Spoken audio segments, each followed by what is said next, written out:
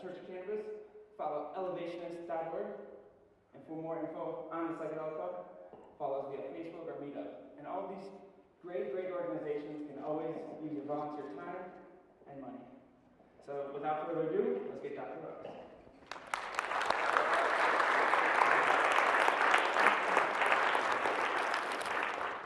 Well, first of all, I want to say thank you to the Psychedelic Club for giving me this opportunity to speak. Most of you know me from the cannabis space, and while I do get to talk across the country about psychedelics, my experiences with them, the research behind them and where we need to go, those opportunities have been a lot less than my opportunities to speak about cannabis. But it's something that I am just as passionate about. And what better place to do it than in this most beautiful, beautiful setting. I mean, the Church of Cannabis is just gorgeous. It's awe-inspiring. And this is really where communities should be. This is where our communities are going to be building the future of a better world. So I'm so excited to be here. I'm tickled. So thank you so much for showing up on a Monday evening. And I hope that you get a lot from my talk. Unfortunately, since psychedelics, most of them are Schedule I drugs, I won't be giving specific advice on dosages, where to buy, say, psychedelic drugs or anything like that. Those conversations really should be in the care of a professional in a private setting. So I will be answering Q&As after the talk, but definitely most of those kind of conversations are very much personalized medicine, personalized experiences, and should be done one-on-one. So again, disclaimer, FDA has not evaluated most of these statements, nor do they usually care to. And I will not sell or give you drugs. So please, sorry about that. I wish I could, but we'll have to wait till we legalize psilocybin for that, right? Okay, so I am a PhD neuroscientist. I actually spent my doctorate thesis studying all sorts of different types of drugs. I spent many years actually hooking rats up to little operant boxes where they got IV drugs, everything from heroin, cannabinoids, and I'm sorry about that. I'm just going to stop touching that. So cannabinoids, cocaine, methamphetamines, ecstasy, so many different types of drugs. And I worked for the government, and the government loves to fund research that drugs are bad. And so my job was really to find out how all these substances of abuse were harming the brain, and specifically brain development. Some of the work that I did was actually very interesting. I actually was really hardcore anti-drug scientist. I grew up in front of a crack dealer, basically, in New Jersey. So I grew up thinking drugs are horrible. Some of those drugs had a horrible impact to my community, to some of my friends, and I really wanted to help the world by ending all drug addiction and making sure all drugs were illegal. And it's very interesting how I got from there to here. So I'll tell you a little bit about that story. So actually, one of my very first papers was on the endocannabinoid system and how it could possibly grow brain cells. And that was like the first time that I actually thought, hey, maybe what they're teaching me in school isn't right, and we should start exploring some of the possibilities that some drugs may actually have beneficial effects. CBD in particular boosts adult neurogenesis, which is new brain cell growth, in areas like your hippocampus, which is important for learning and memory, mood. It's actually possibly how antidepressants like Prozac work, is by boosting those new brain cells. So there's some really exciting work there. A lot of psychedelic drugs actually boost adult neurogenesis. And so we're finding that these drugs that are Schedule I and evil are actually having medical benefits, and we haven't really explored them just because the research funding isn't there for those medical benefit studies. And as I'll talk about a little bit later, a lot of private funding, thank goodness, from the work of MAPS and many other groups, has funded research that the government doesn't want us to do, because psychedelics have amazing properties. They can open us up. They can make us aware of the life that we're living may not be the best path for us or for society. And you know, government is about control, so I'm not here to be like an anarchist, but it was very different as I went on this journey to exploring psychedelics, how I went from a really, really staunch anti-drug scientist to someone that not only embraces drugs for personal, medical, and recreational use, but also somebody who strongly believes that all drugs should be decriminalized, that the war on drugs is no good and we have to stop that. So I'm gonna move this right here. So I'm really excited actually to be going to Portugal in March to learn about how a country has decriminalized all drugs. I work with Drug Policy Alliance, who also has that same stance, so I'm really excited about that. I hope I can report some of those things. I mean, imagine a world where we're not sending people to jail simply for possessing substances of abuse. Again, we call those substances of abuse, I call them substances of exploration. So, I ended up at Caltech and after my PhD, and then I did a really weird pivot for a scientist. I ended up going on reality television. I was actually the first scientist ever on reality television. I did Big Brother, and it was during that point where you're locked up in a house for 3 months and you get to think all about life, where I decided that chopping off rat heads off of living rats wasn't my life path. That was not going to bring me joy, and in fact, I felt a lot of shame over all the animals that I killed, because even though I was doing, great, fantastic academic work, it didn't translate into actually helping anyone. So I ended up a little bit lost after that. I didn't really know what my path was. I'm in Hollywood, and I wasn't really sure what the next step was. What was interesting was I'm also in California, which is a hotbed of psychedelic use, and I ended up using DMT for the first time, which I had a really, really interesting experiences with that, and some of those experiences actually told me to step up and really start educating people about cannabis, that I had this gift to be able to educate people and rally them up for change, which was, I'm a timid little scientist, so that was really weird to keep hearing that message over and over again. Maybe I can just take this off. Does it come on? There we go. I think that's much better. Okay, so I didn't actually become sort of well known by the psychedelic community. It happened by accident. Amber Lyon of Reset.me actually invited me for an interview about psychedelics, and it was really the first time I had ever talked on camera about psychedelic experiences, and I talked about my DMT experience in particular, and it was sort of crazy because as a scientist, you have all these words, you know how to explain really complex activities in the brain, but to explain a spiritual, life-changing, mind-blowing psychedelic experience, I mean, it's like trying to encapsulate how beautiful this church is. I mean, it's just, sometimes you don't have the words for it, and I still am so grateful for those experiences, and I kept learning, kept exploring other psychedelics, and it really led me to the path where I am today.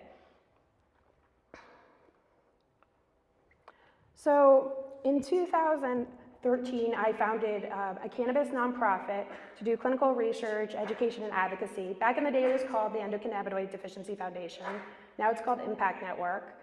We further focused our mission on helping women and basically making sure that clinical research happens on groups that are most underserved by our current medical system. Women are less likely to be diagnosed for illnesses. They're less likely to be treated with the proper dosages of medications. They're less likely to have legal resources when they get in trouble, say for being THC positive, if they're a pregnant mom, or if they're in a custody battle. So we have a lot of work to do, even though we've legalized cannabis across both Colorado and almost half the United States. There's still so much we can do. I actually, last year, founded the first app for connecting women that use medical cannabis with experienced users so that we can peer mentor people and help them along that journey. Because as we all know, any psychedelic, even some of the lighter ones like cannabis, it always helps to have a guide and a helping hand through that journey, because it's confusing as hell for a lot of people, especially because our laws are different in every city and every state. I've had the opportunity to speak at some really cool talks. For example, in 2016, I keynoted the Telluride Mushroom Festival, which was an amazing experience. Those people, oh my God, that festival has happened for so long, and it was just amazing to learn. And like, as a scientist, I'm still learning every single day. I'm definitely by no means a psychedelic guru or anything like that. I'm very young in my career, but learning every single day from both experts and just people that have gone on that experience. So that was something that was really eye-opening for me. I actually presented at the conference. I'm like, there's all these amazing mushroom experts here, not just magic mushrooms, but regular mushroom experts. And I'm like, why don't we apply what we've learned about cannabis legalization and start planting the seeds about psilocybin legalization? And the audience there was like, what? Like, they couldn't even grasp that, like, this could happen, you know, not 10 years from now, not 20 years from now. We can apply what we know about cannabis legalization and start fighting for psilocybin legalization, start fighting for other psychedelics. So that was cool to plant those seeds, and now we're starting to see many different initiatives pop up, and I'm just so thrilled. So the journey is working, we're educating, and we're changing minds, and we're evolving. So it's pretty cool. I published a book, it's coming out on February 23rd, it's called Vitamin Weed. And then finally, realizing that cannabis coaching and psychedelic coaching really is like an uncharted no man's land. We don't really have regulations. Not everyone is getting the right coaching. There's people that are sometimes spending all this money on new products or coaching or education, and they're coming up either still confused or armed with the wrong information. So it was really important to work with the best people in this country and across the world and really come out with protocols and ways to help people with all the tools in the toolbox, not just cannabis, with mushrooms, with LSD, with whatever people have access to. And again, we don't know where they get these products from, but if they have them, we can help them use them to help themselves.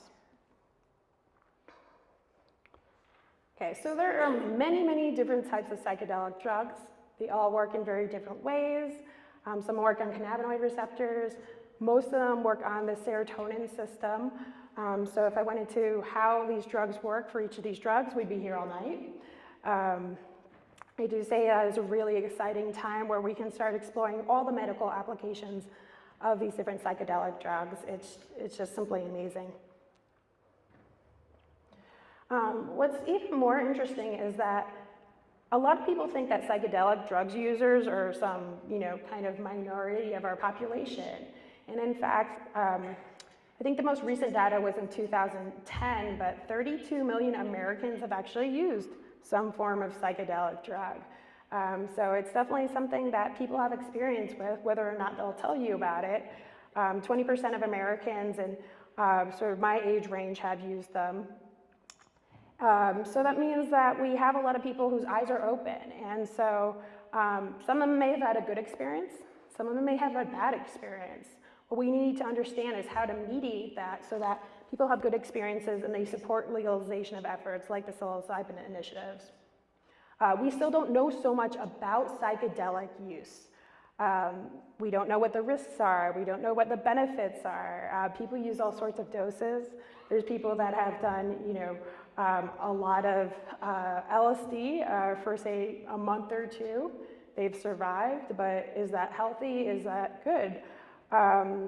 There are some people that have done really high doses in one day and have had wonderful experiences, but we still need to understand really what the long-term effects, short-term effects are, if there are any, say, drug interactions, because people tend to use psychedelics, not just always by themselves, sometimes they use them in conjunction, and right now too, there's also people using CBD with other psychedelics, and CBD can actually inhibit some liver enzymes that break down drugs. And so that's just an interesting thing to think of as we talk about, making it as safe as possible for people to explore psychedelic drugs, both for spiritual and emotional health, but also for medical benefits.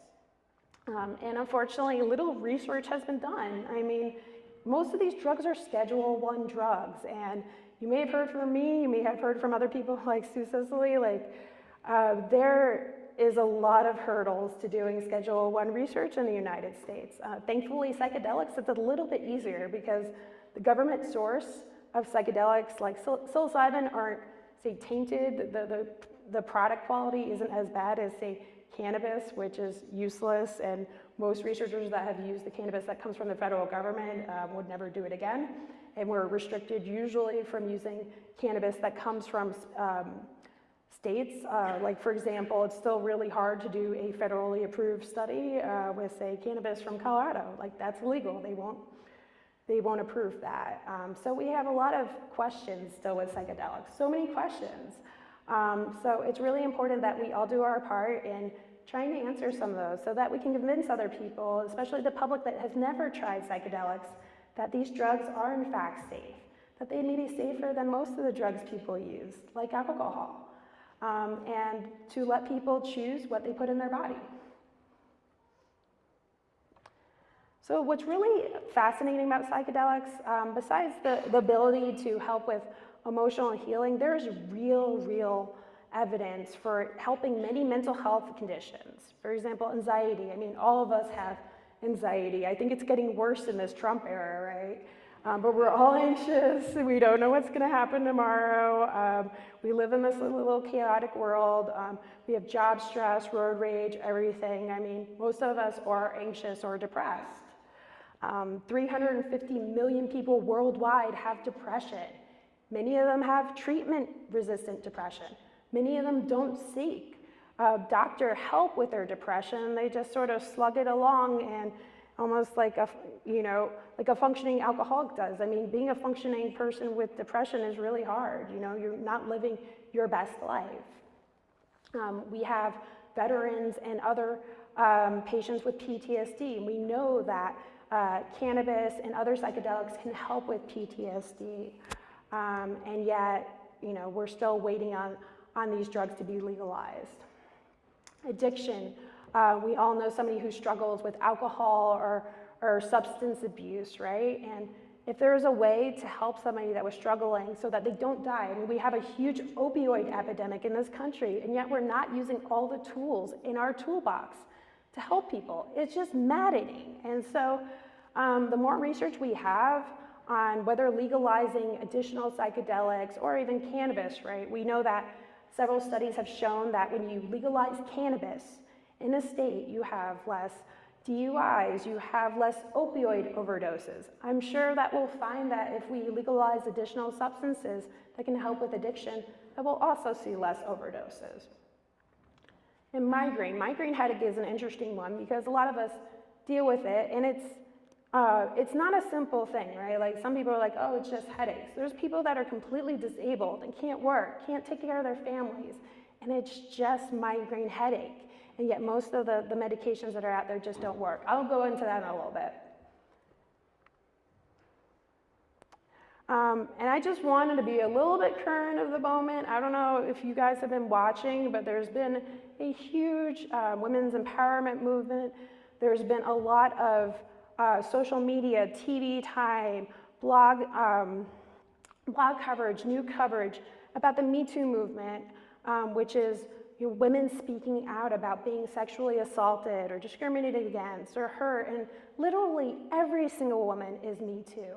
So we have this outpouring of pain and trauma, outpouring. And it's great to say, you know, it happened to me, you know, it happened to me, it happened to you, it happened to everyone. If you're a woman, it happened to you.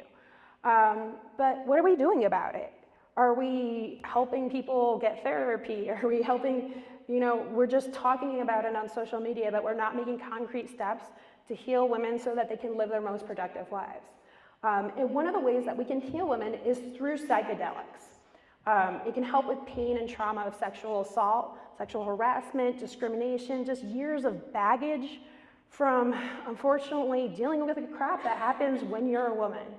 And what's really cool is that there's been anecdotal and clinical evidence that different psychedelics, especially in conjunction with a therapist, could actually unload some of that baggage and help people deal and heal in a day rather than going to a therapist, say, for years and not really making any progress.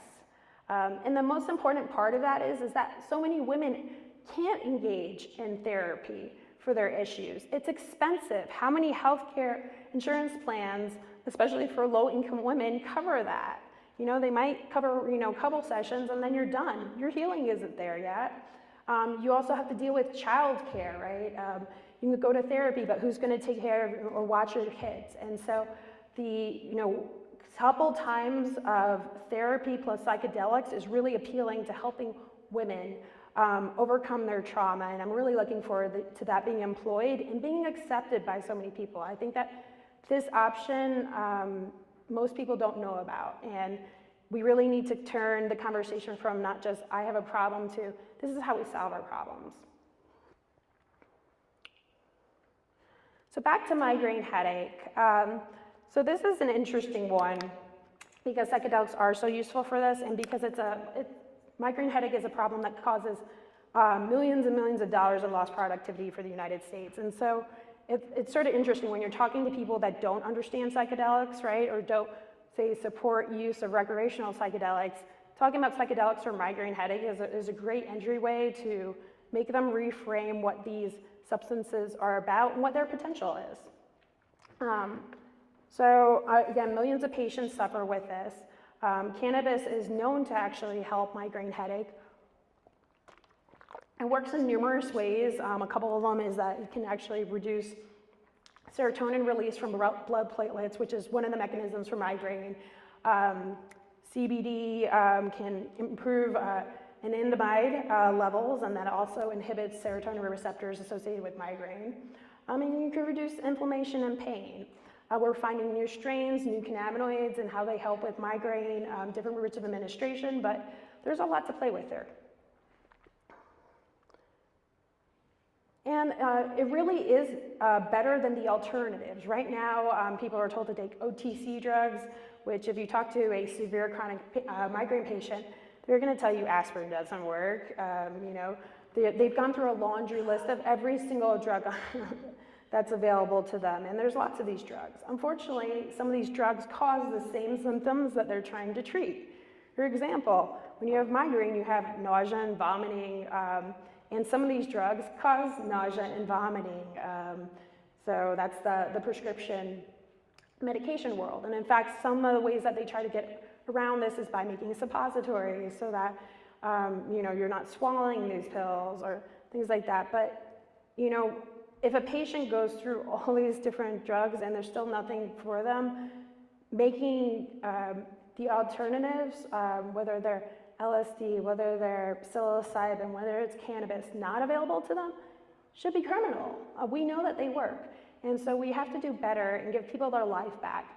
There's also another form of headache that's very different from migraine headache, but cluster headaches is something that's also being explored with psychedelics. And again, these are disabling conditions that cause people to kill themselves. So we have to, really with the same urgency that we talk about saving veterans that are killing themselves from suicide, from PTSD, we really have to talk about people with chronic illnesses, the pain and disability that they suffer every day, and offer the same solutions to these patients.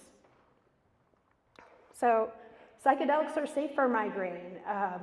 CBD and cannabis can be consumed in different ways. You can use topicals applied at the back of the neck or the temples, and that is actually a way that those cannabinoids aren't taken up into your bloodstream, but they do relieve migraine headache. And in fact, if you take them daily, it can even prevent the induction of headache. So that's amazing, right? If you could take something and it doesn't get you high, and you can go on with your workday, and it's a great substitute for the possibly ineffective medications you were taking before. Again, a lot less side effects. No one's ever died from cannabis or CBD, right? It can treat more than one symptom, and you can microdose too. If you end up choosing, say, to eat CBD or cannabis, like, you're not going to really have any psychoactivity. So that is a concern for people that aren't psychedelic explorers. Grandma, for example. It's nice to have that. We have to understand that some of us want to feel, mind expansive properties of psychedelics, and some of us don't. Psilocybin, so microdosing is one way that you can treat migraine, and some patients actually, once they're treated, don't need to take psilocybin, possibly for months afterwards. And so there's very few drugs on the market where you take it a couple times and you never need to take it again. And so that shows the power of these drugs to rewire the brain. Whereas all these other pharmaceuticals, they're merely just masking the symptoms. They're not treating the root of the problem. And that's why you have to take one drug, and then another drug, and another drug, until your brain chemistry is actually all messed up. So it's really cool. We don't quite understand how all these psychedelics work to alleviate migraine pain or other conditions, but I'm sure that once we can legalize some of these substances and research them more, that we're going to start to find out how they work. LSD is the same. There are patients that have reported using microdoses of LSD and making their migraines that, again, were treatment resistant for everything else go away. So the other interesting thing is, how do we know what kind of patient is going to benefit from psilocybin versus LSD versus cannabis versus a pharmaceutical drug, right? I'm sure there's genetic influences of why one psychedelic might work better than another, and we still have so much research to do to identify. Wouldn't it be cool if you could go in the doctor's office and they go look at your genetic history and they're like, you need psilocybin? You know, that's the future, and it's really cool. Imagine if you just didn't have to suffer for 10 years trying to figure out what is the perfect drug for you. We're still there. So, give it 5 years. Okay, so despite knowing that psychedelics can help with so many different medical and mental health conditions, we still don't know exactly where to go for help. And there's issues like our doctors are really not educated on this. Is our doctor going to report us for being an illegal drug user, right? We all have that lovely drug questionnaire where they go and, even if you're in the hospital, I was just asked, I went in for like a kidney infection, unfortunately, and they're like, what kind of illegal drugs do you use? And I'm like, do I answer? No, don't answer. Even though it's cannabis, like even cannabis, they'll report you as like an illegal drug user in this state. So you have to be careful. But in terms of who we can talk to, there are amazing experts, both in the academic and healthcare professional world, as well as unexpected sources, your friends, your coworkers, who knows, even your mom. Oh. There's lots of unexpected sources of help, and I'm going to help you identify how credible those sources are, what we can do with that, and where we're going to go. So there are 4 types of psychedelic coaching. So we have self-coaching, community coaching, one-on-one coaching with, say, an unlicensed therapist or a nutritionist or some other expert that's, not quite got the all the degrees that, say, a licensed therapist has. And then the final form is the one-on-one coaching with a licensed therapist, which is pretty much all the MAP studies. Okay, so self-coaching. This by far is the easiest and least expensive way to explore psychedelics. And it's really just recording your experiences, right? It can be as simple as taking a diary, taking a journal. For cannabis, it's been really interesting because there's been a lot of journals that have opened up. On the left, I put one down for Gold Leaf. They actually make a great journal if you're new to cannabis, or if you know somebody that wants to explore cannabis. You can write down what strains work, how it made you feel. For older populations, they like that because, like, working on a little app, it can be really hard, say for grandma, or someone you're taking care of. So to just be able to write in is great, and then you might be able to take it to your healthcare provider, or say somebody that doesn't believe in cannabis, or a cannabis coach. So that's a nice option. And then we have the apps. Impact Network actually works with a company called Strain Print. There are the software partner that's actually going to host our registries so that we can go data mine for our women's health and cannabis information. And what's interesting about this, so for example, like there are many other apps besides Strain Print, so I'll focus on this one, but there's a lot of different ones. There's like Medicate Me, there's a bunch of ones. They all have different reasons why you use them, right? But the main premise is that you have a symptom, like, okay, I feel super depressed. Okay, let's rate how depressed I feel on a scale of 1 to 10. And you put that in there. Then you tell, say, an app, okay, what am I going to use to get out of this depression? Okay, plug that in there. Okay, I'm going to smoke a strain, or I'm going to eat, say, a CBD pill or something. And then you plug that in there, and then it waits a certain amount of time, and then it gives you a little alert, and it says, hey, did you feel better? And you can keep doing that, and by yourself, sort of optimize your treatment plan. This is only available so far in cannabis. We don't really have apps, say, for psychedelic journaling yet, besides just filling out, say, Google Forms or your own diary and submitting. And part of that is due to the Schedule I nature.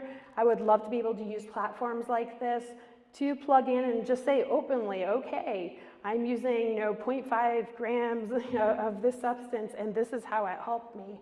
But there's a lot of, say, legal risk already with cannabis. So it's harder to convince companies to really go through that extra step and start adding other, like potentially more illegal to them substances. So all these platforms are really cool because you can coach, you can, self-document, but you can also do research on these platforms. And as a researcher, it excites me when I see something that we can work with. And so with Strain Print, we really did need an observational study partnership so that we can gather the data from people that are willing to track their experiences with us. And we can track things like how, which cannabis products actually help with improving pelvic pain, with improving Lyme disease symptoms, with improving all sorts of things. And for us, we really did want to focus on women's health stuff because there has been a lot of research on epilepsy and PTSD, but not so much of these other issues. I mean, autoimmune disorders in cannabis, I mean, you find very little research. You find a lot of great survey studies, right? Okay, 92% of fibromyalgia patients love cannabis better than their drugs. But that doesn't really tell you what the best ratios are, or what the best products are, or terpene profiles that really are helping, or what receptors we need to hit to help that condition. And so we need to go deep dive a lot further. And because we are the only group that's focused on women's health, and we have mostly women working with us, it's been a great opportunity to really step up and be leaders, and then be able to convince the women that are not still convinced, the doctors that are still not convinced, that here you go, there's data to show that this is safe and effective. It's an alternative that you should be telling your patients about. It shouldn't be, say, the option of last resort or a dirty thing that you're not allowed to talk about in the doctor's office. So more data is good. Working with a Canadian company has some legal benefits. When the data about cannabis use is housed in Canada, it makes it much harder, say, for the US government or law enforcement to request that data to, say, try to prosecute people. And that's something that's horrible to even talk about in terms of research, but trust is a huge thing. When you're trying to recruit a patient for clinical research, they're gonna say, okay, who can look at my data? I live in Kansas. I'm talking about using, cannabis. It's not legal in my state. What could happen? And so you really have to earn the trust of the people that are working with you for clinical research. And that's one way that we can, add a layer of protection for the patients that are involved in the research. Observational research, like data mining, say a software app, is a lot cheaper than a clinical trial. It's something where we can get a lot of data points, and it's not going to cost us, say, $2 million to run a study, which is important because most nonprofits, including ours, are running in grassroots budgets and still haven't attracted, the $10 million of funding that you really need to have a operating research institute. So drawbacks of using an app like Strain Print or Medicate Me or any of these other ones is that the patients are self-reporting. And self-reporting is, like, do you remember exactly how much, that one strain reduced your headache? Are you sure you're at an 8 or is it a 7? It's very objective. And sometimes people over-report their symptom relief, especially when they're excited to be part of cannabis studies. They're like, yeah, I want to show that, cannabis is the most effective treatment for everything. So it knocked out all my pain all the time, and that may not actually be true. We also have the issue that patients that don't use cannabis don't sign up for apps about cannabis logging. And so it's really hard to say, compare a patient that is using traditional migraine treatment to a patient that is using, say, cannabis treatment, because they're not going to be logging into that platform. So really we can only compare within patients. Okay, you weren't using it before, now you are, and you're having symptom improvement. So there's some bias and drawbacks with any type of study. So that's why it's really important to evaluate, is this the best model for us, is the best software? Are there better ways we can collect this information? We also have the problem where we can't really study psilocybin or LSD on these platforms because they're not made for them.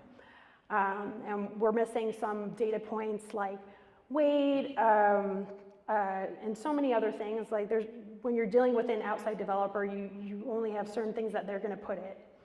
And then also, because we're the first American users of this app for research, we have to plug in all the products in. They have Canadian products, but we have American products that we need to plug in. So that's actually been what's been taking a little bit long with that relationship. And so we're hoping to have the study ready for enrollment next month. Okay, so second level of coaching would be community coaching. And you might see some familiar logos up there. What's nice about community coaching is it takes it out of, okay, I'm privately recording what I'm doing, so I'm now open to sharing with others and helping them through their experiences, and also learning and helping with my own travel through psychedelics from mental or physical health. And so, obviously the closest people for us to converse with are friends, family, coworkers, in-person, conversations. But then there's other ways to do this, right? You have meetings like the Psychedelic Club of Denver and other cities where you can have things like integration circles. Okay, this is what happened to me.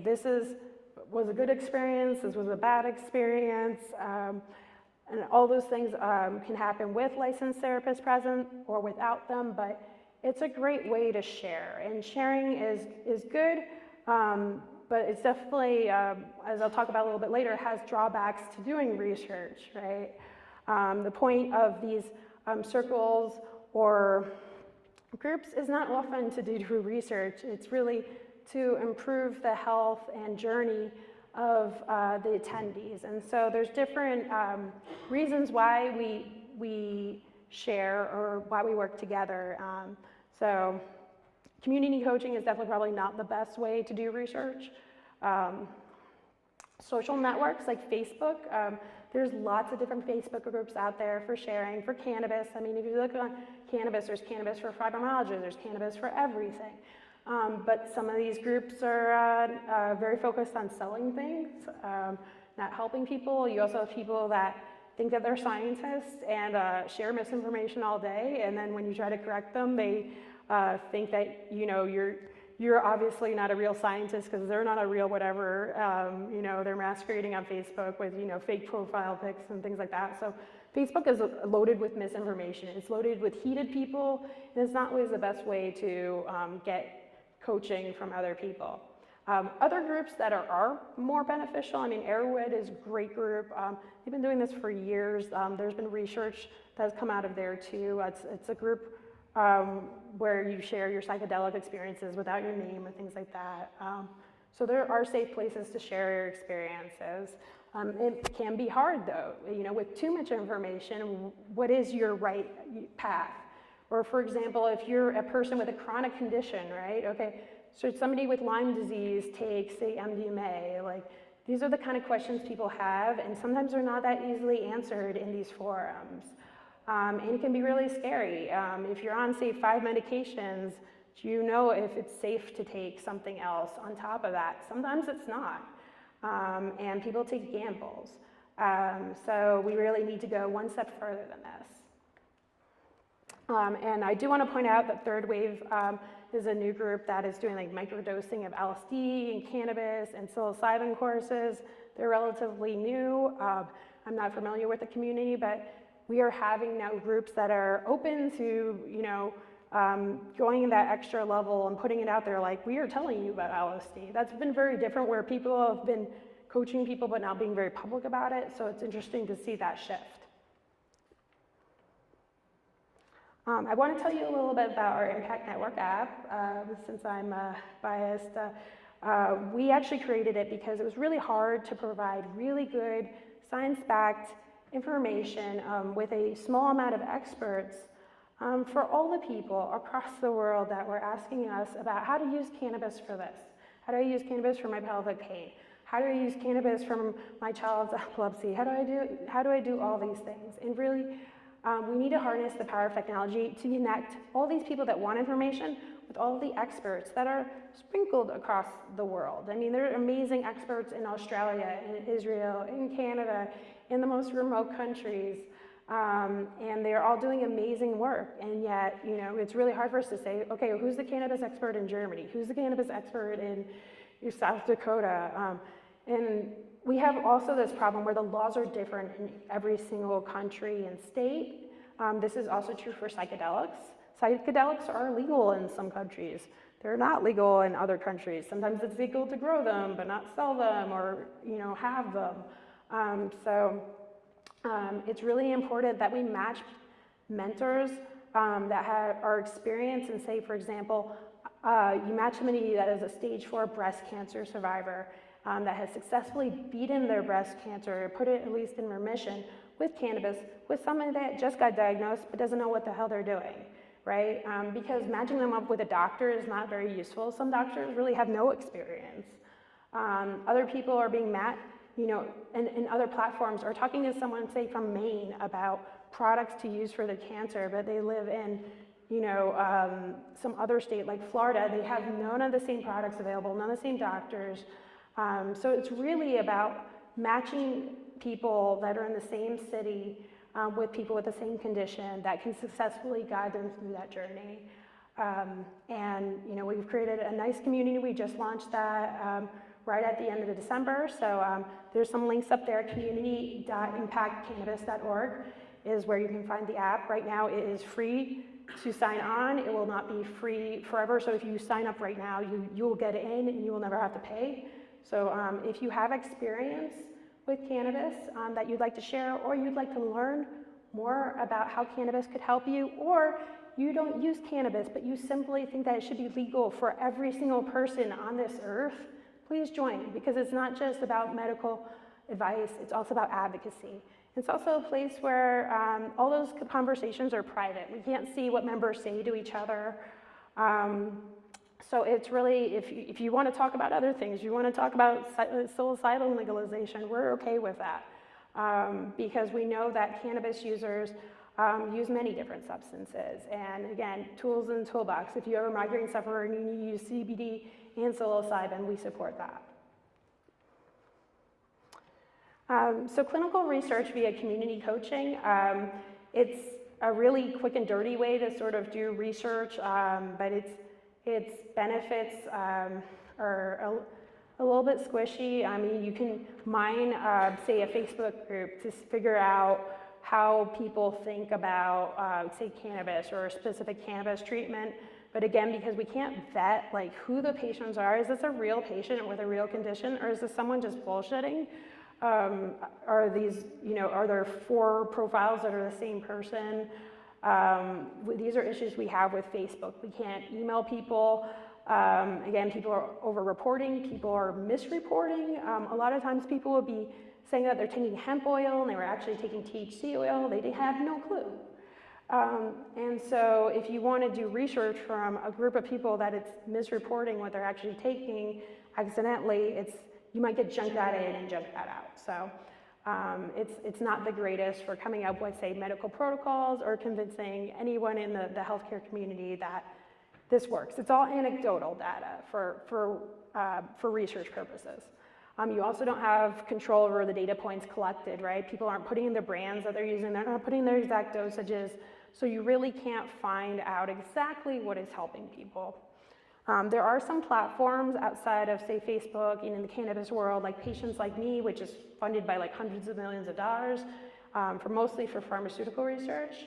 23andMe is a genetic platform that also does, a lot of pharmaceutical discovery. But these platforms charge researchers a lot of money to get data from them, or to even, say, advertise for recruiting for clinical research. So, for example, we are working with a doctor up at CSU Fort Collins that was studying cannabis and MS, and it was really hard to advertise and recruit for patients for the study because everyone either wanted a ton of money to let cannabis people try to talk to their patients, or it was just sort of illegal to say, put ads on Facebook, right? Even if you're a cannabis nonprofit, our page had been taken down about 3 times over the years, and we had to keep convincing them that we were a real nonprofit, that we were registered with the NIH, which is the National Institute of Health. Like, we went through all the steps to be not only a proper nonprofit, but also a nonprofit that does research. And yet we're still stigmatized by a lot of different platforms. So, it is hard sometimes to use social communities to do research or recruit for research. Okay, one-on-one coaching with a coach. So I told you right now, like, journaling is good, but it doesn't give you a lot of input to whether you're in the right direction. You could be slightly improving, but you could be doing it way better. When you're talking in communities, you're sharing what you're doing, but you could be sharing with a mentor that doesn't really know what they're doing either, right? So it's really, time. If you're not finding, what's working for you, say you are a migraine patient, you still can't figure out how to treat your migraines right, it's time to talk to a different kind of expert.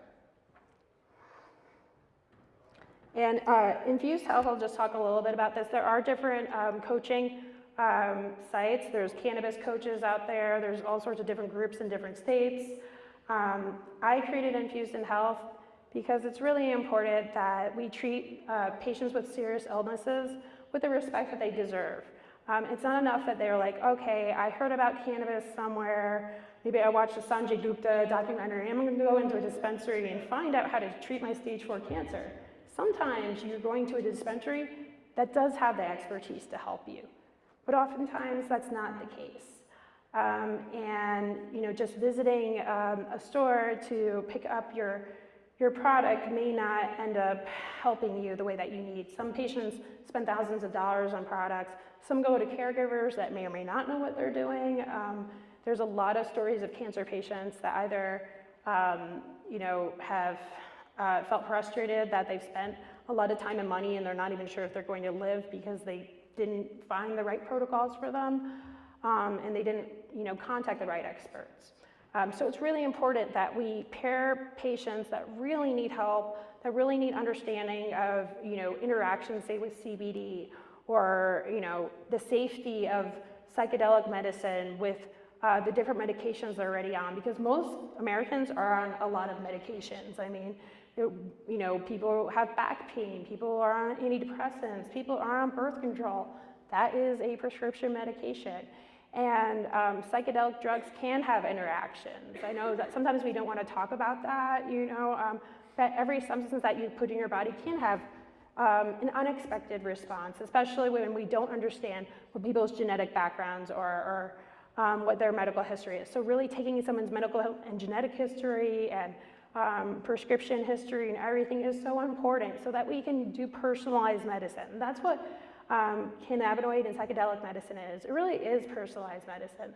We work to find out what the best dosage is and what the best options are for you. It's not just cannabis. If cannabis doesn't work for you, and there's some patients that no matter what they do, it doesn't matter what strain it is, it does not work with them.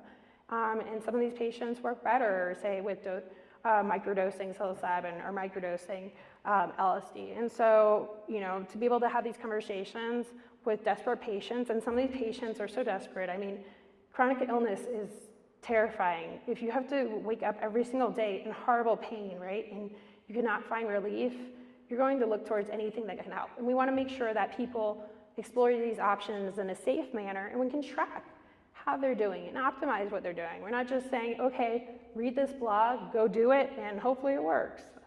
And so looking at chronic pain, autoimmune disorders, which can be very complex, drug and alcohol abuse. There's many different ways to help a patient that wants to get off these substances. And from cannabis to CBD to psilocybin to ibogaine. And there's really important ways that we can help people. But we need to start doing the work, we need to start doing the research so that we can show that these things work not only in a therapist's office, but also outside a therapist's office. The important part about coaching is it's continuous care, okay? It's not just going to a doctor and then having a follow-up, say 3 months later. When you're dealing with something like weaning people off of opiates, there's a lot of mental issues that happen there, and you want to have somebody that can be on their side and dedicated and talk to them. And so we created a text messaging first platform so people can say, okay, I'm not feeling okay, or I feel sort of suicidal, like let's talk about it, let's figure out whether it's the treatment that you're on that's making you feel bad, or whether it's something else, or whether we direct you to go to the ER because it's that serious. But we need to help people through this journey that can be difficult depending on how sick they are. So to share a little bit about how this works, so patients are assigned a health coach. They're available via text message or video call. They check in with the patient, and we use tools like wireless trackers. For example, if you have an iWatch or a Fitbit, we can take data from that and add that to whatever you're self-reporting. A patient can also say, okay, I want to track, say, my monthly cycle, or I want to track how much alcohol I drink, or how much tobacco I use, and add that to the mix. In this slide, we talk about cancer prevention survivorship, and cancer survivorship is actually really interesting for psychedelic use because we don't really treat cancer survivors with the respect and care that they need. We're like, your cancer's over. But from working with groups like the Colorado Cancer Coalition, you find out that cancer survivors have long-term problems from using, say, chemotherapy or other treatments for their cancer. They end up with brain fog, they end up with depression. Some of them have a hard time returning back to work, or they have skin issues. They're also terrified of getting cancer again, and a lot of them are on drugs to try to prevent cancer recurrence. And so looking at how we can use CBD, cannabis, and other substances to improve their mental health, to improve their physical health, and to possibly even control the growth and spread of cancer so that they don't have cancer recurrence is super important. Also, tracking that data is super important, right? So many patients, once we've, say, healed their cancer, are we really following up with them? We really only hear about it when we go, okay, we have another scan and now your cancer's back.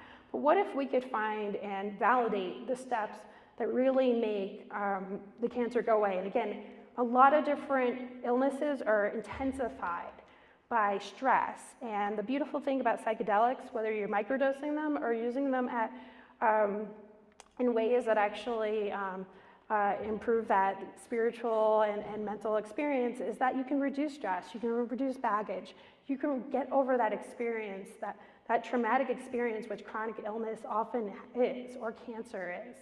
And so just relieving that stress and breaking free can help improve your health. And I just love the mind-body aspect of all this. And so if we can actually show a patient goes and has a nice little psychedelic experience, and then we can show that months later, all these different variables are actually much more positive, we can do some amazing things. So again, the platform that we're using can look at everything from heart rate to mood to nausea to drugs consumed, sexual health, monthly cycles. So we can answer a lot of different things with this data. And the more data points you have, the more you can understand. Like right now, we take data points like, okay, not us, but other groups. We'll look at, okay, we're using LSD or we're using psilocybin for migraine and headache. but they're not taking all the other data points that could be really important. Like, okay, you microdosed and now, you know, you're having the best sex of your life, or you're sleeping better. The more data points we take, the more we'll understand about the full benefits of these drugs. So goals of clinical research, on this platform we can do research, we can do observational studies, we can do case studies because this is a HIPAA compliant platform, and so we can also have the patients input in their current medications, also track whether they're taking less of them, which often happens when you introduce cannabinoids or other psychedelics. We can also track adverse events, which is really important because there often are adverse events, but if you don't report them, you don't know that they're happening. And also we can find out how effective these substances are. It really is a numbers game. The more patients that we're tracking through this system, the better data we'll get. And this research really guides treatment protocols by healthcare professionals and patients, right? We all just want to know exactly, okay, I'm a patient with this condition, what do I do? And a lot of times we just don't have the answers. And so we're hoping with these programs, with AI and machine learning, that we're going to get closer and closer to finding out what exactly might help you. We also want this research to guide legislators on decisions on whether or not to legalize psychedelic drugs, right? And we use this even with cannabis. There are many states, like for example, I'm going to Oklahoma next month. They don't have medical marijuana and they're listening, but again, all legislators just want is more information to make informed decisions. And so if you can show them that things are safe, they can be reasonable sometimes. Sometimes, unfortunately, stigma wins no matter what. But with psilocybin legalization, we need as much data as we can in the real world, not just psilocybin from the government and clinical trial. We need to know how to, if we're talking about legalizing it for people in the real world, we need to know that use in the real world is 100% safe so that legislators can feel comfortable with this. And I've done a lot of lobbying. I mean, when they talk to scientists, they want to know, not the benefits so much, they always want to know what's the risk, what will happen if a child takes this, what happens if somebody ODs, what's the long-term issues, will people be showing up in the ERs, and so it's important to understand both the risks and benefits. Our work is really not meant on creating pharmaceuticals, but it doesn't compete with that. In many cases, from cannabis, right, I believe that there should be pharmaceutical grade cannabis, that there should be nutraceutical grade cannabis, which is sort of, where we see medical marijuana is really like nutraceutical grade because we're talking about people being able to heal themselves and dose themselves with it if they want to. And we're also talking about recreational marijuana. So I really think that those three categories also cross over to psychedelics, right? We're seeing groups like MAPS are going for a prescription psilocybin or prescription MDMA. But we should also decriminalize and allow recreational drug use. We should also allow medicinal psychedelic use, right? And maybe not require, say, a prescription for it, but allow people to explore it themselves. And then one thing to point out too is that doing these case studies or doing observational research on data that's been collected by patients that have been coached is significantly cheaper than clinical trials. And again, when we're working with minimal amounts of funding, it's really important that we get our biggest bang for the buck. And one thing I want to talk about is this new field of psychedelic coaching. I mean, we really weren't allowed to talk about this in the open, right? I mean, people weren't like, hi, I do LSD coaching, come to me on the internet. Like, that was a little scary, I think, a couple years ago. And we're seeing groups come out. Cannabis coaching is also a very, very new field, and we're starting to see groups come out, say, for example, I teach with the Holistic Cannabis Academy, I teach on women's health, and I teach on cannabis and mental health. And these academies are very new. Some of them are accredited, some of them are not. No states, to my knowledge, have official state licenses, say, for cannabinoid coaches or cannabis coaches. So it's still a very unregulated field. However, I do want to say that most health coaches are not regulated by states. So it's really up to you to do your due diligence on whether the cannabis or psychedelic coach you're talking to really knows what they're doing. Again, most of the training, right? Like you could be a newbie and say, okay, I went to this school of whatever online, and then say you're a certified coach, but you may never have coached anyone in your life. So should you go with that coach? Maybe not. So you do have to make sure that you're getting, if you want to get into this field, and it's really cool is that so many of us have experience with psychedelics and possibly even helping other people with psychedelics. Like imagine if this could be your new career. This is a really real thing. As we're talking about decriminalizing psychedelics in different states, we could have careers in psychedelic coaching. And when I talk about doing due diligence, really do look at references, look at years of training, look at sources of training, look at credentials. There's a lot of people, for example, like I have a PhD in neuroscience, I did psychedelic research, and I have been coaching people for a long time. There's other people that are like, hi, I have a PhD, I'm Dr. So-and-so, and you look at their PhD and it's like, you know, I studied sheep mating or something, and I'm not really sure sometimes if that's relevant to what they're doing. And you know, you don't want to hurt people's egos, but you also want to protect patients and really ask, okay, do you have any medical background whatsoever? Like I went to therapist training, I worked with neurologists and psychiatrists. My department was actually molecular psychiatry, and so, you know, what I was doing was very applicable to what I'm doing now, even though most of the research I was doing when I was working on my PhD and afterwards was with animals. But I was trained on how all these different drugs worked in the brain. So you really have to make sure that your coach knows what they're doing. And there's a lot of fake people out there, just like there's a lot of like snake oil, CBD companies and things like that. So you really have to be careful about who you're working with. And psychedelic coaching, again, is brand spanking new. So we have still yet to see, besides, say, the researchers that have been doing this before, you know, even before 1970 when LSD and other psychedelics were made illegal, like there's some like, you know, grandfathers of research that have been doing coaching and research, you know, sometimes quietly, sometimes almost like illegal research over the years, but they know what they're doing. Somebody, again, like you have to make sure that you're getting the quality of education and support that you need. Okay, so this is the part where I talk about the one-on-one coaching with licensed therapists. This is actually where people see the most benefits of psychedelics, and it's where most of the published research has actually been. So I have to give the credit to MAPS, the Multidisciplinary Association for Psychedelic Studies.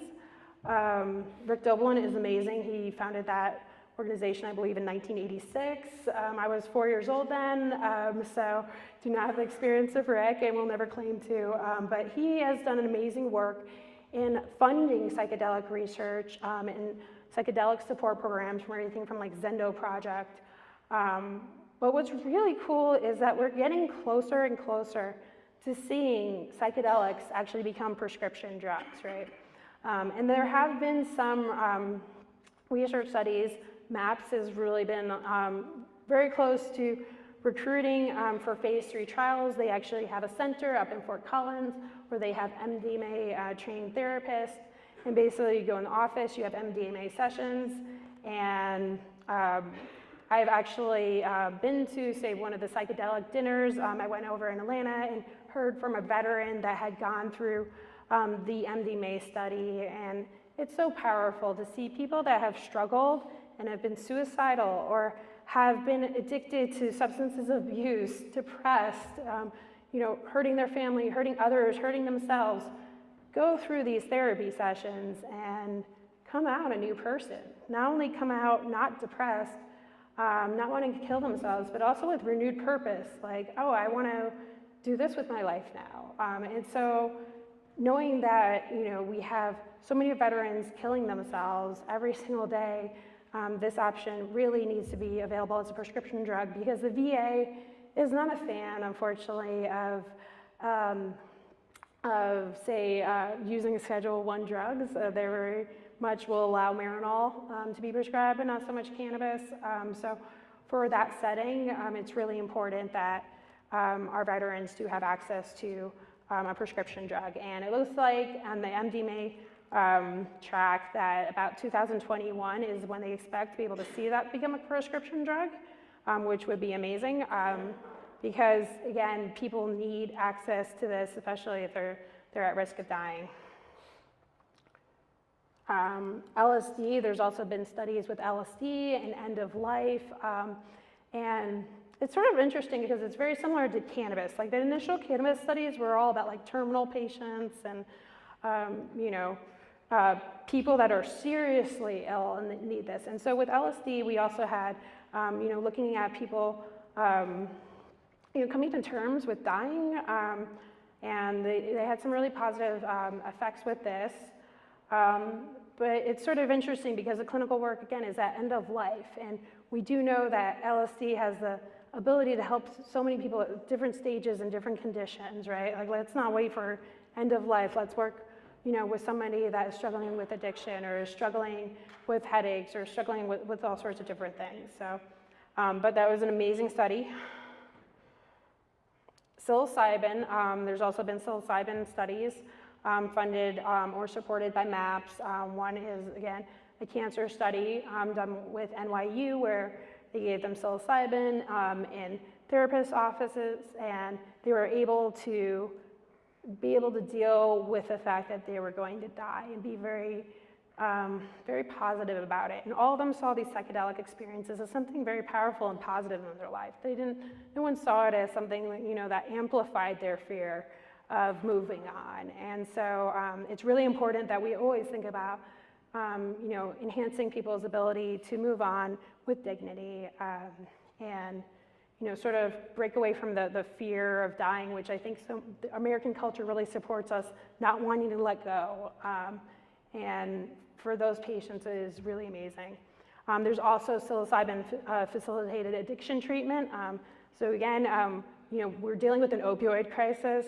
So if we can help people stop and break their addiction to heroin and other opioids, we can do some amazing work. Ibogaine is actually a really interesting psychedelic. It's not really one that you find in the United States. There's clinics in Mexico and other countries. It's considered a dangerous psychedelic because about 1 in 300 people actually die through that experience. It may be because it's unsupervised. It may be because we just don't know enough to practice it safely. But there have been 2 published studies looking at addiction and ibogaine use, and it is helpful for the people that use it. I mean, I met people that have gone to these clinics and their lives are changed. To have somebody that's been struggling with substance abuse for say 20 years, goes to an ibogaine center and never does a drug again is just phenomenal. So it's really cool that MAPS has done these studies, really powerful. There's also, I don't think I put in the slide for this, but Dr. Sue Sisley is sponsored by MAPS, and that's the cannabis study with veterans with PTSD, and that was actually the very first FDA-approved clinical research study looking at cannabis, and it is still recruiting, and so going through it, but it's very interesting because at the end of the study, it's possible that cannabis gets introduced as a new drug for prescription treatment. So MAPS has done incredible work, but MAPS and other groups do very much support that psychedelics should be used in the therapist's office. And there's all sorts of different discussion here, and I'm open to thinking and hearing about what everyone here feels is appropriate. I mean, I think for some really deep work, and when we're talking about people on the brink of death, say with opioid addiction, I think that working with therapist offices in a therapist setting is really important to do that hard work with people that, again, may be very unhealthy. But for, say, someone that is simply trying to microdose to manage migraines might not need to happen in a therapist's office. So there's all different ways that we can approach these health issues, and let's talk about what the goals of MAPS. So they're doing these FDA clinical trials which are very expensive, with the goal to get these substances approved as a new prescription drug. And they did found MAPS Public Benefit Corporation, which is a group that can produce these new approved prescription drugs. For example, we know they're working on MDMA, so they would be the MDMA production facility. And so, being an ethical, say, a pharmaceutical company is something that we don't really hear of in the United States. Most pharmaceutical companies like to jack prices up and make drugs unavailable. So hopefully, if MAPS has control of these substances, that they would be able to offer them to veterans, to people that really need them, at prices that are affordable. The one thing to note is that this doesn't legalize MDMA for the rest of us. So for example, if you're at a festival and you have MDMA, you're still gonna get in trouble if you meet the cops, right? For somebody that says, is microdosing MDMA for some reason, whether it's to treat, there's some evidence that it helps certain autoimmune disorders. Whether that's healthy or not is still debated. But legalizing psychedelics to become prescriptions does not legalize possession for everyone. And these studies are really expensive. I mean, MAPS has been constantly raising money. I do want to give them kudos. They got some funding from Pineapple Fund, which is the Bitcoin group. So they got like millions of dollars in funds and matching funds. And they're still, I believe, they are still matching. So if you do want to donate to clinical research on psychedelics, go to MAPS, donate, and your donation will be matched by the Pineapple Fund, which is the mysterious Bitcoin donor that is nameless but has a heart of gold. So. Okay, and this is where I do want to point out that it is so important for us to do things like decriminalize psilocybin and decriminalize other drugs, because legalizing prescription THC or Marinol didn't legalize cannabis. And we're going to look at this road where it took so long for us to get to the point where we were thinking about legalizing cannabis at the federal level. I mean, 1970, cannabis and all the other psychedelic drugs were made illegal because of the Controlled Substance Act, or CSA. So Schedule I is no medical benefits, highly addictive, can't study it, so it's a catch-22. You can never actually give them the evidence to show them that it shouldn't be descheduled. And in fact, to my knowledge, no drug has ever been rescheduled. No drug. There are some drugs that they're thinking about possibly moving from lower schedules to higher schedules, but no drug has ever gone to a less dangerous schedule. So to think that we can do this in the United States with cannabis is a little harder. Decriminalization and removal off the schedule would be the ideal. But again, we have a long ways to go. In 1985, Marinol was approved, and that's synthetic THC. It doesn't have any of the other cannabinoids or terpenes that are available in the plant, so it's not whole plant medicine. It is used to improve appetite. It is prescribed in the VA system for patients that can't use cannabis because they'll be kicked out of the VA system. But most patients don't like it because it has a lot more side effects and a weird profile compared to normal cannabis. It took 11 years to institute a medical marijuana program in the United States and a dispensary system.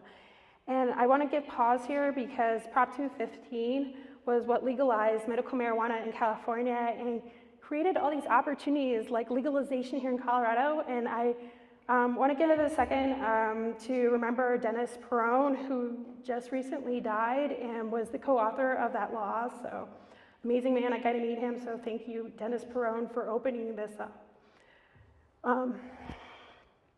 In 2014, we had recreational marijuana dispensaries open here in Colorado. We were the first, and remember that. We are free thinkers, we are free people, and we can get things done. So that's an inspiration for our psychedelic initiatives here, because people go, oh, it's California, it's Oregon. You know what, in Colorado, we get it done. So we're open and ready. Thank you.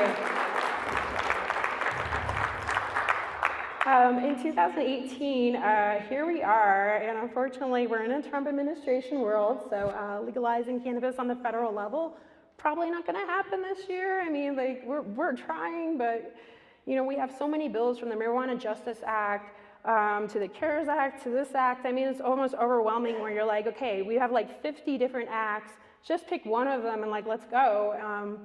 But there's a lot of hurdles in place, and having an attorney general like Jeff Sessions, who's against medical marijuana in all forms and cannot be educated, is just depressing, and it's one of those things where we may have to wait, you know, until the next president to work on this.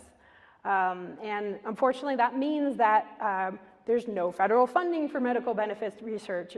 There's only one legal source still for cannabis research at the universities. They will not, and this also pertains to CBD. They'll allow researchers to get CBD, say from GW, but they won't let you use brands in a clinical trial that come from Colorado. So it's freaking frustrating. Other countries like Canada, which have legalized cannabis on the federal level, can do research so much more easily. Israel, Australia, I got an offer the other day to do any study I want in Australia, but like was told basically to give up in the United States, and I'm sort of frustrated enough to be like, okay. But you know, 2 years later, this may be a very different plane. Okay, psilocybin legalization. So there's 3 efforts right now, and I'm sure there's other ones that are in talk in other states now that we are having these conversations across the United States and bringing up courage like, hey, your state may be open to this. Let's figure this out. Whether this happens in 2018, whether it happens in 2020, 2025. I actually would like to see psilocybin legalization happen before psilocybin or other psychedelics get legalized as a prescription drug, because again, we know from the Marinol story that when you get things scheduled, like Schedule 3, right? Imagine if we get CBD as Schedule 3, like does that bode well for CBD and hemp oil makers in the United States? Not so much, like it's a little scary. That might actually happen at the end of this year. So it's important that we get psilocybin decriminalized, or we put in systems in place that are similar to, say, our cannabis system, where we have seed to sale tracking, at least for our very conservative legislators that are worried about unleashing psychedelics into the world. But in California, there's an initiative right now that they're gathering signatures for by Kevin Saunders. The website is up there.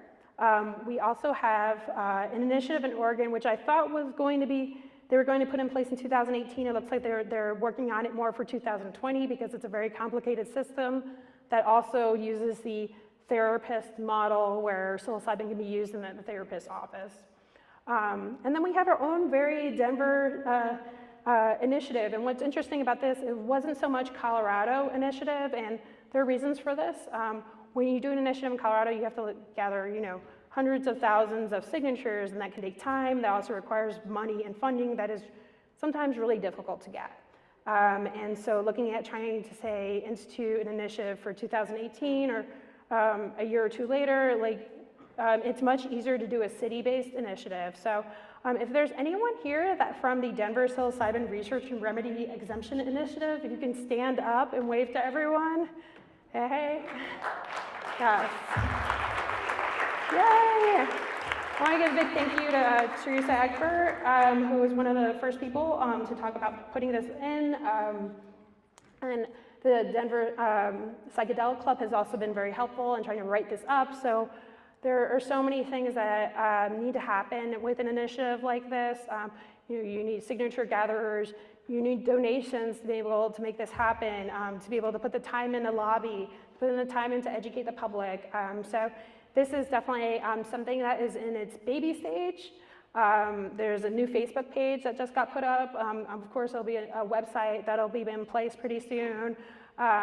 We're going to work on this as a community, and hopefully, because Denver requires less signatures than, say, a state initiative, there's actually a shot that we could get this through. So that's exciting, and I support all these initiatives. Again, we need all drugs decriminalized in all states. So very proud of the work that's being done here in Denver. And again, sitting in this psychedelic church, I mean, like, imagine if we had psilocybin legal. Oh my goodness, oh my goodness. I'll take a journey with you guys. Okay, so lessons from cannabis legalization. This is an important one. This is a slide that I spoke on at the Telluride Mushroom Festival and all the other mushroom talks that I give. Both psilocybin and cannabis are still Schedule I drugs, so we can't research them very well. DEA Schedule I licenses are required for researchers that do obtain the drug from the government, and there's a lot of stigma for researchers. I mean, myself, other researchers think I'm a drug dealer. Like, literally, I'm a drug dealer. My PhD mentor was just like, get away from me, drug dealer, and called security on me. I was just like, this is happening? Okay, I'm gonna go now. I'm just talking about cannabis for like other diseases besides epilepsy. So many researchers that support this are afraid to come out of the closet. I actually formed a group called Scientists for Legalization, which is a group of scientists that not all of them want to come out publicly, but you know, if we get enough of them together, we might march on Washington or do something crazy, you know. Maybe if we slip them some psilocybin, they'll realize, you know, that this is their purpose and to get going, you know. So what's really important about cannabis legalization is those lessons. We need to educate patients. We need to educate nonprofits. I mean, talking to groups like, you know, migraine headache nonprofits or, you know, NAMI or some of these other mental health groups, educating them on what the potential is of psychedelics for therapeutic use is really important. Educating your policymakers, you know, it's time to get active. You know, if we put this bill in, we need to talk to our senators and representatives and let them know how we feel. We also want people know that we are psilocybin users. Guess what? We're all in the closet. I'm pretty sure that taking a picture of yourself saying, hey, I use psilocybin for my headaches, you're probably not going to get a visit from the Denver police. So we have a pretty open, you know, group here, especially because, you know, it's basically cannabis or psilocybin use was not, you know, not their biggest worry here. We definitely have a lot of opiate addicts and other people that are struggling. Boulder, of course, is a very open place. I would say that probably waving your psilocybin flag in, say, a very conservative county, or like, say, Pueblo, may not be the best idea. But we need to start coming out of the closet as psychedelic users. We need to reduce stigma through media campaigns. And one of the media campaigns I really want to talk about, I'm excited about, was the My Health Freedom campaign. And my dear friend Felicia Carbajal out in Los Angeles started this campaign based off of the No Hate campaign, which I'm not sure if you're familiar, was when they had the tape over their mouths and they wrote no hate on their cheeks, and they took pictures of people that supported same-sex marriage. And those kind of visual campaigns let people know and feel like, okay, you know, this is my friend, this is, you know, a cop next door, like, we're all supporting these things, so it's okay to support this. And after the No Hate campaign was launched, we did actually see at the federal level, the Supreme Court level, that same-sex marriage was legalized. So she did the same campaign with cannabis, and it was, I support cannabis because, or I'm a medical patient and this helps me, or I'm an ally of cannabis patients. And it was a simple campaign with signs.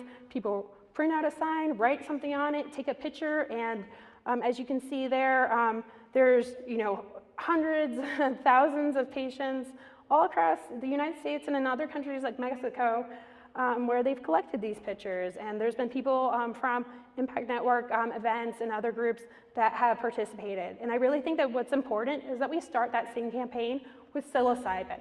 Okay, if we start telling people that it helps our migraines, that it helps our PTSD, that it saved our lives, people are gonna start seeing us not as drug addicts or, you know, like fun seekers. It is medical, and it's okay. If you had a one-time experience and, you know, at a festival and it changed your life and you're now like a successful, you know, business owner, whatever it is, whatever your story is, share it. Because people aren't hearing those stories. The public is not going on forums to figure out what your experience is.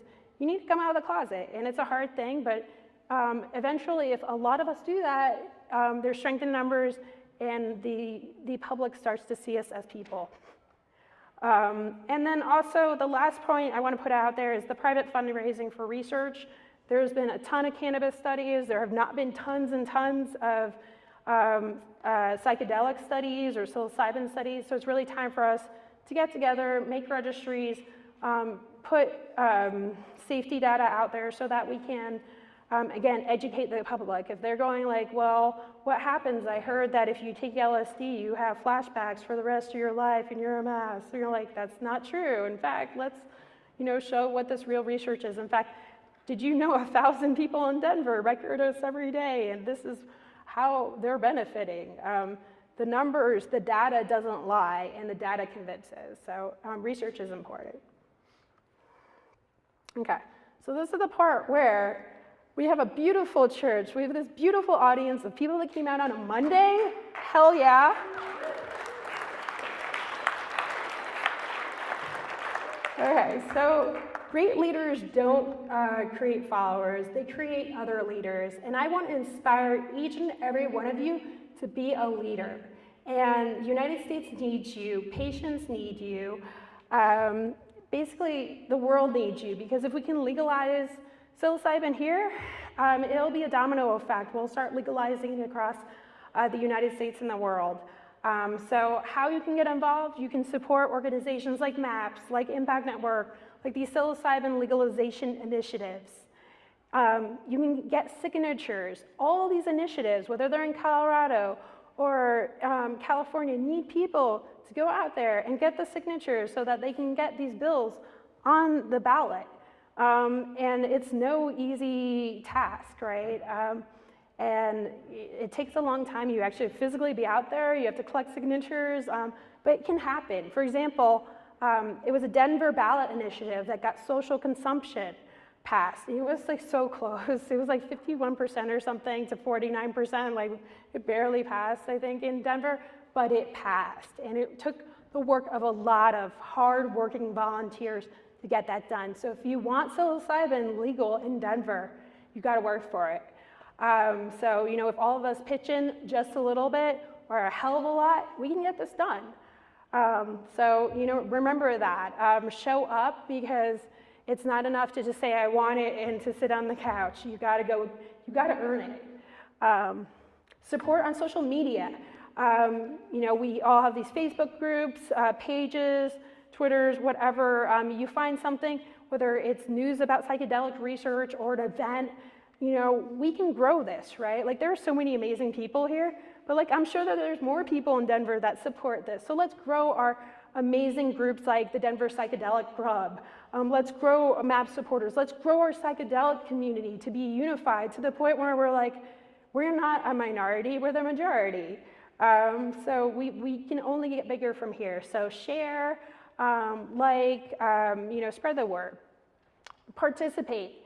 Volunteer, again, if you can't get, signatures, I know some of us have invisible illnesses and we can't stand up all day, chasing people to sign petitions or to sign, ballot initiatives, but we can work in other ways. You can help with social media, you can help with email marketing, you can help, at an event, so volunteer. Also volunteer for clinical research. MAPS is recruiting volunteers right now. They have a study site in Fort Collins, so go volunteer. We'll be opening up our studies, so come find us, and we'd love you to work with us. Get coached, whether that means doing your journal, whether that means opening up an app and tracking your own work, whether that means working one-on-one, but if you provide the data, you're another data point that gets us closer to validating that these medicines out in the real world are helpful and should be legalized. Finally, learn. Keep learning. I mean, it's amazing. The internet is so freaking amazing. There are conferences that are filmed just like this. I can't wait for more people that didn't have the opportunity to be here in Denver or be here tonight to be able to learn about the possibilities that are here. There's great researchers that are presenting all the time. I know we don't have the money to say fly to different states or countries to hear about their work. A lot of them are filming and providing those talks for free. So educate yourself, because when you know, you can tell somebody else, and they can tell somebody else, and you'll never know who you could help. So just keep learning, get involved, and we can rock this thing. So I want to thank you so much for listening to me go on and on and on.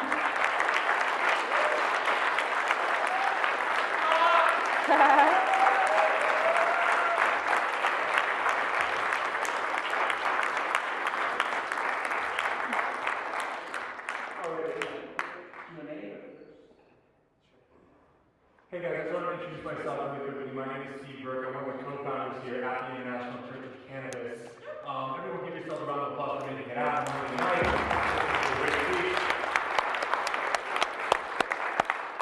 For those of you that don't know what the International Church of Cannabis is, we're a church and we have services every Friday evening. So we do something similar to this. It's not always about this subject matter, but we bring in different guest speakers week by week. You're allowed to bring your own cannabis into the church and consume during services. So it looks just like this, except everyone's like joints. It's pretty awesome. It's pretty awesome. We have different speakers and a different band that plays every single Friday night. Our doors open at 6 o'clock. And services begin around 6:30 p.m. After our services, we have a big potluck, so everybody gets fed. We do it every Friday night without fail. You can bring it over to the church. The only caveat is you have to be a member. And the only way to become a member, go on our website, internationalchurchofcannabis.com. You can apply to be a member right there. There's no cost for membership right now, but Bertie told me that after 420 this year, there might be a cost. So sign up now, become a member now. Come and join us on Friday evenings. It's a whole lot of fun. Thank you guys for coming. That's my announcement.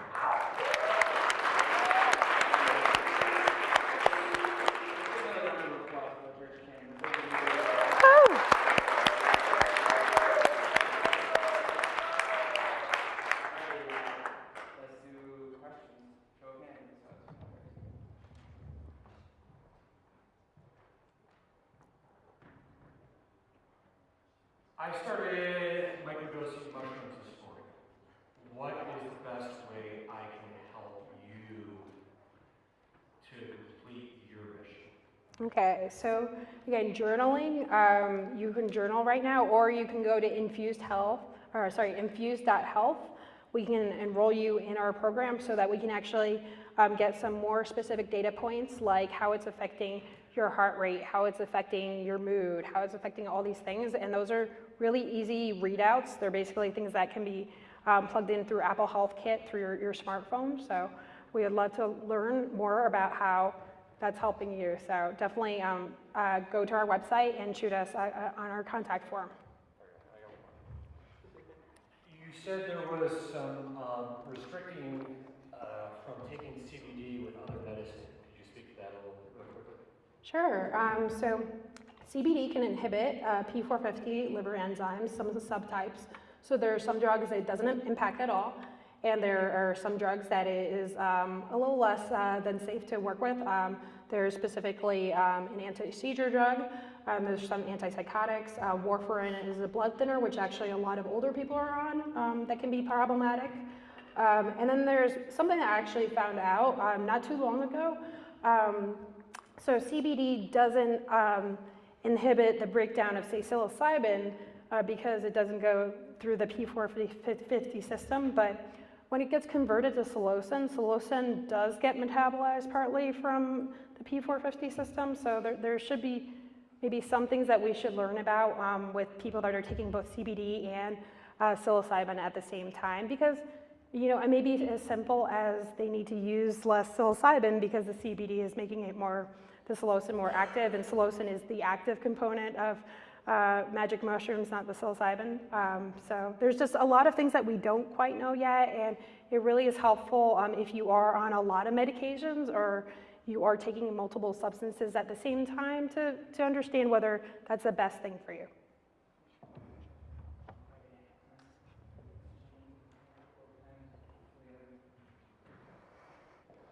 Thank you very much for this.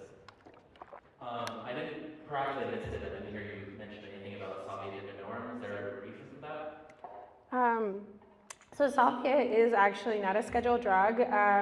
There is some research on it. I'm not as familiar, so of course, you can't be an expert in everything, so I definitely don't give talks on things that I don't know a lot about personally, or I've never tried it. I don't know too many people personally that I've shared, those experiences of hearing about them use it. So I'm a newbie in that area. So if you'd love to educate me, I would love to learn more.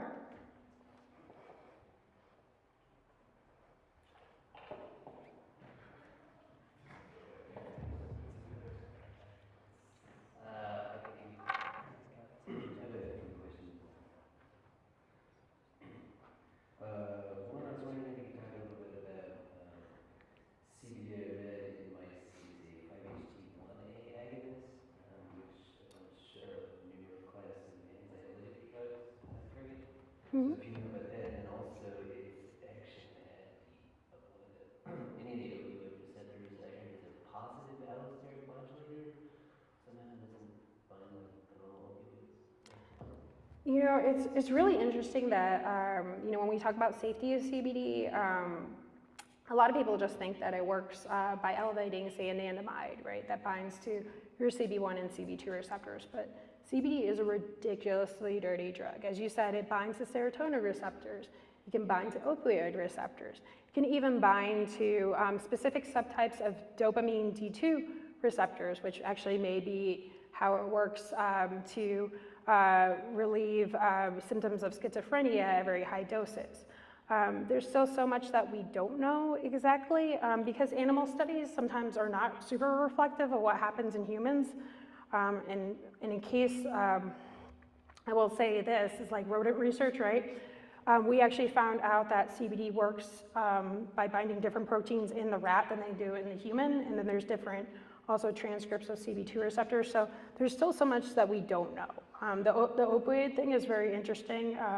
Obviously, it has meaning when we talk about using CBD to help people get off of opioids, but that field is very new. Most of that work with CBD and opioid addiction has been done by Yasmin Hurd, Dr. Yasmin Hurd at Mount Sinai.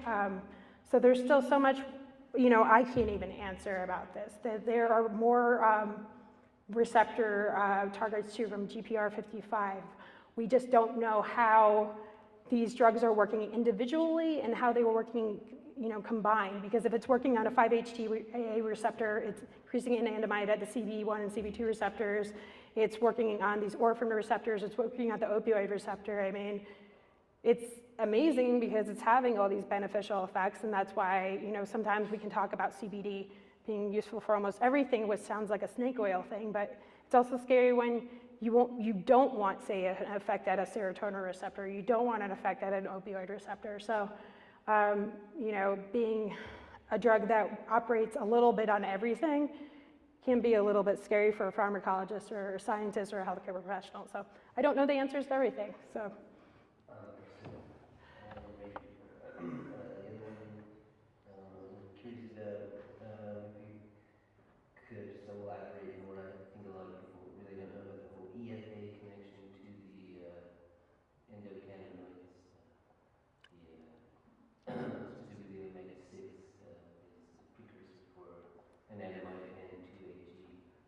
Sure.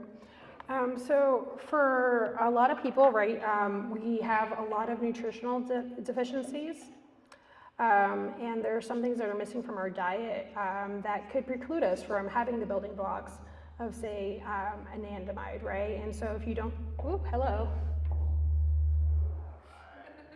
Hey, that was very ominous. There's the potential to actually make sure that when you're taking, say, CBD or you're taking another substances that might elevate your anandamide, that if you have a nutritional deficiency, you may not be able to actually benefit from taking CBD, right? And it's just like, when you take a drug that, say, boosts serotonin release or dopamine release, but you don't have enough serotonin to begin with, right, because you don't have the building blocks, it's useless. And so why would drugs that target the endocannabinoid system be any different? So for a healthy brain, in many ways, having a high level of omega-3s is helpful. But unfortunately, the American diet is that we have a ton of omega-6s from our really crappy, just fast food, meat-heavy diet. So we'll learn how omega-3s, supplementation, and CBD really interact to be very helpful for mental health illnesses and other conditions, but there is minimal research on that at best.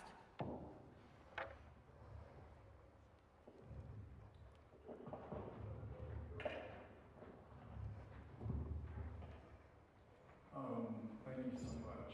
I appreciate so many points you made this evening. Thank you to the Church of Cannabis. This is a beautiful space you've created. I appreciate that you mentioned the Me Too movement earlier in your talk, and thanks for recognizing that. So often when we think of PTSD, we think of military veterans, and there's certainly plenty of them, but among people suffering from sexual assault, PTSD is even higher. And a friend of mine works with people with disabilities, and apparently they have an even higher rate. So there's a lot of healing to be done, and I agree there's a lot of potential here. I noticed recently on Facebook, and that's a huge tool, it's a mixed bag for sure, Yep. but very useful. And part of the reason why I'm here is because of hearing about it through Facebook.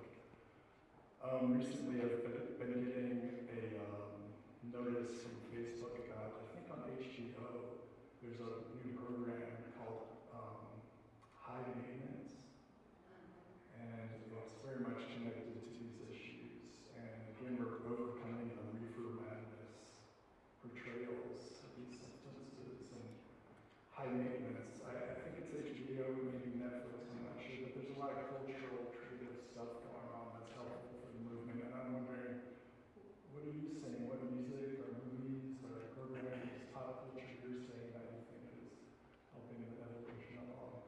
Well, I do think that channels, say for Vice, which is also a mixed bag, sometimes they put out crazy things, and sometimes they put out very relevant and educational things. So like Hamilton's Pharmacopoeia, for example, is a series that focuses on different types of drugs, and I've watched most of the episodes from ketamine, peyote, like to all these different drugs that people don't really see, and I think that series in particular is very thoughtful. But I do think that cannabis legalization has had a big impact on why we're having these discussions about the other psychedelics, and it's funny because most conservative people, their response to why they didn't want cannabis legalized was because, well, it's cannabis first, and next it's magic mushrooms and cocaine and this and that, and it's one thing to say, okay, this is right, but this one isn't right. When we talk about decriminalization, we do have to think about all drugs because it's treatment and harm reduction that we should be looking at, and not judgment on why people use substances. Every single person in this world has pretty much used a substance at some point or the other. Maybe something as simple as caffeine, could be a psychoactive substance like melatonin, but we are all drug users. And it's time to get over stigma, and it's time to start exploring. There's been amazing documentaries on so many different types of drugs. So, thankfully, pop culture is catching up with the need to be an advocate.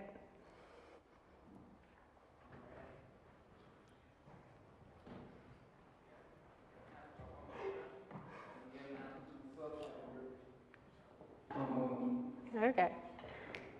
Real briefly, you mentioned about using it for addiction treatment. I know they have it with Ibogaine over in New Mexico and whatnot. What other psychedelics are they used to treat addiction, and what other research are they doing to do that, or move forward with that? Sorry. Sure. So psilocybin has, there was a study on it for nicotine addiction, which again is probably like a softer addiction, but is still something that's associated with lung cancer and something that is very, very hard to quit. CBD in particular, there's clinical research, as I talked about with Dr. Yasmin Hurd, on treating heroin addiction and other opioid addiction. CBD has also been used for methamphetamine, cocaine, alcohol. I differ in some other drug addiction researchers in saying that I believe that THC needs to be in the mix as well, because we, in our own coaching, in my work, I found that CBD is not enough in humans really to get them through long-term withdrawal issues. Really, THC, if available, combined with CBD is really powerful. And we really think that long-term maintenance of people that have been addicted to drugs for a very long time, you're going to need both substances to help. And you're going to have a speedier recovery. But a lot of addiction researchers, like for example, Dr. Yasmin Hurd, thinks that THC is harmful, right?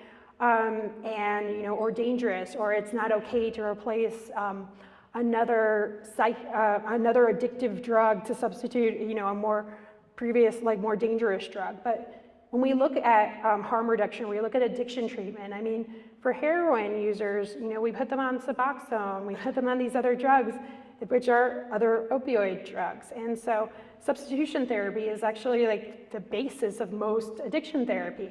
So substituting people on different, much more dangerous and lethal substances and moving them onto a replacement therapy, say with Cannabis for Life, I don't think is really replacing their addiction or feeding their addiction.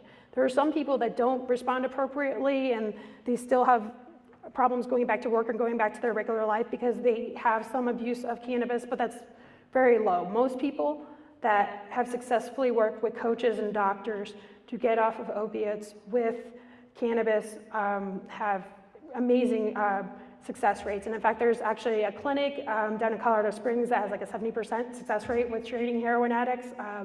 So if anyone has any interest in that, I can refer you. There are amazing people working all across the United States and the world on this. And I think, again, it is a tragedy that we don't allow cannabis use in most rehab centers, that we don't have rehab centers that are dedicated to treating people only with cannabis. There are some in Maine, for example, an amazing woman that I've worked with and visited her facility. She has a rehab center for women that treats only with cannabis and kratom. And then she teaches them how to grow their own cannabis plants so that they can afford for the rest of their life to be able to produce that plant so that they can take their medicine and not be dependent, say, on a dispensary where they may not be able to afford the medicine. So much work is being done, so much work, so much potential.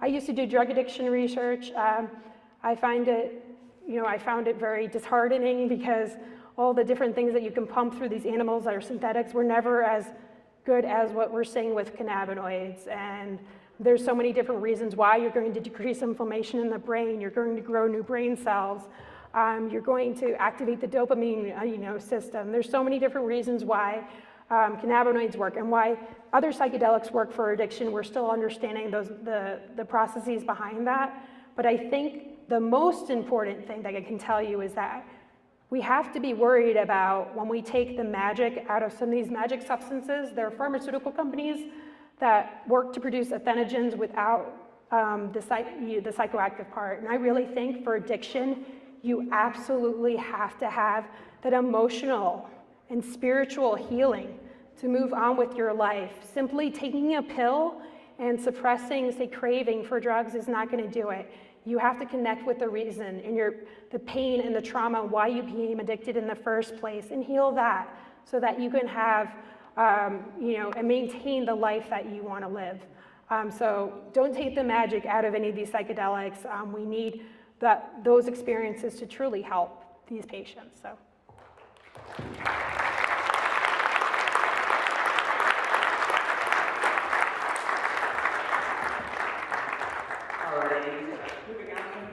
Hey. Thank you guys so much for coming tonight. I just got a couple announcements. So the next meeting for the Psilocybin Initiative is going to be this Wednesday. They're working on legislation to pass it. We're meeting at Pride Rock. It's 1223 21st Street from 4:20 to 7:10. Find it on Facebook. We also are selling LR test kits downstairs. They're used to test LSD, DMT, psilocybin. They cost $20. They're good for 50, 60 uses. I feel like if you use them once and it's not LSD, you've already paid for it. So come grab them downstairs on your way out. And the last thing I have to say is our weekly meetings are every Monday at 7:30. We meet at a coffee shop called Hooked on Colfax. Come check us out. We have a movie night our next Monday. We have all sorts of different stuff. We have a psychedelic integration circle. We sometimes get smaller speakers, and we do a lot of community discourse. Thank you guys so much for coming.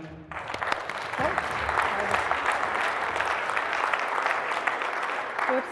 And I just want to add one side note for research. It really helps us if you know what substance you're ingesting. So if you have a test strip and you can validate that your product is unadulterated, that helps us out immensely. So thank you.